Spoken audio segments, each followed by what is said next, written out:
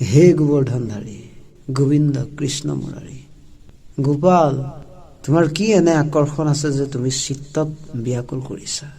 তোমাক পোৱাৰ উৎকণ্ঠা জন্মাইছা।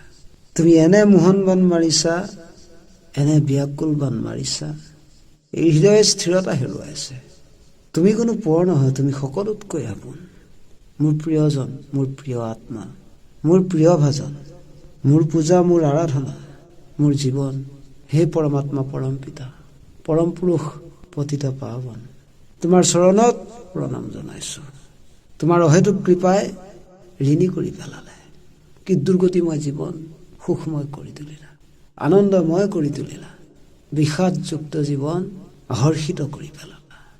হে কৰুণা সিন্ধু, তোমাৰ অহেতুক কৃপাই ঋণী কৰি পেলালে। কি সমৰ্পণ কৰিম তোমাক? তোমাৰ হোৱাৰ পাছত সমৰ্পণ কৰিব লগা আৰু কি থাকিল? এতিয়া চিন্তন, স্মৃতি, কৰ্ম, ধৰ্ম, আকুল ব্যাকুল কেৱল তুমি। তোমাক পোৱাৰ গভীৰ সাধনাই পণ, সংকল্পবদ্ধ আজীৱন আমৰণ। হে প্ৰভু, তোমাৰ চৰণ সেৱা কৰিম, তোমাৰ চৰণ পূজা কৰিম, তোমাৰ নাম ৰস পান কৰিম, তোমাৰ নাম অমৃত পান কৰিম। তুমি আনে বানে কেৱল মোৰ বাবে মংগল ৰাখিছা, মোৰ উন্নতিৰ কাৰণে চিন্তা কৰিছা। মোৰ প্ৰতি দুখ কষ্টক তুমি মৰিখন কৰাৰ চেষ্টা কৰিছা। মোৰ অনুতাপক তুমি বাৰে বাৰে আশীৰ্বাদ প্ৰদান কৰিছা আৰু হাবিয়াসৰ আসক্তি জন্মাইছা তোমাৰ প্ৰতি, তোমাৰ ভক্তিৰ প্ৰতি, তোমাৰ প্ৰেমৰ প্ৰতি। আজি এনেভাৱে সজাব নোৱাৰিলো হয়, একমাত্ৰ তোমাক লৈ, একমাত্ৰ তোমাৰ বাবে, একমাত্ৰ তোমাক পাবৰ বাবে। যদি তুমি সহায়ৰ হাত আগবঢ়ালা হয়। কি দুৰ্গতি হল হয় যদি তুমি প্ৰিয় মানি নললা হয়। কি দুৰ্গতি হল হয় যদি তুমি আওকাণ কৰিলা হয়। সেয়ে তোমাৰ ঋণী প্ৰভু, সেয়ে তোমাৰ ঋণী। কি দিন পাৰ কৰিলো, কি দিন উপস্থিত হৈছিল আৰু কি দিনত উপস্থিত কৰালা আজি। অহোভাগ্য প্ৰভু যে তোমাৰ পূজা কৰিছো, তোমাক সেৱা কৰিছো, তোমাক বিশ্বাস কৰিছো, তোমাক শ্ৰদ্ধা কৰিছো, তোমাক মানি লৈছো।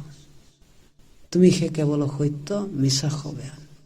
হে ইষ্টনিষ্ঠ আপোন সত্য সনাতন পৰমাত্মা, পৰমেশ্বৰ, তোমাৰ ঋণী হৈ গলো। কি কৰ্মৰ কি দণ্ড হব লাগিছিল, বচাই দিলা প্ৰভু। কি পাপৰ কি দুৰ্গতি হব লাগিছিল, বচাই দিলা প্ৰভু। কি অসৎ কৰ্মৰ কি শাস্তি হব লাগিছিল, বচাই দিলা প্ৰভু। প্ৰতি ক্ষণ প্ৰতি পল বচাই আছিলা, আজিও বচাই আছা। আৰু এইটো এতিয়া দৃঢ় বিশ্বাস যে তুমি বচাই যাবা। তোমাৰ এই মায়াময় বিনাশীল সংসাৰত বহুত উজুতি খালো আৰু সেই উজুতিবোৰে এতিয়া আশীৰ্বাদ হৈ পৰিল যে তোমাক পালো। এতিয়া আৰু কোনো বিৰোধাভাৱ, কোনো আপত্তি নাই এই জীৱনক লৈ।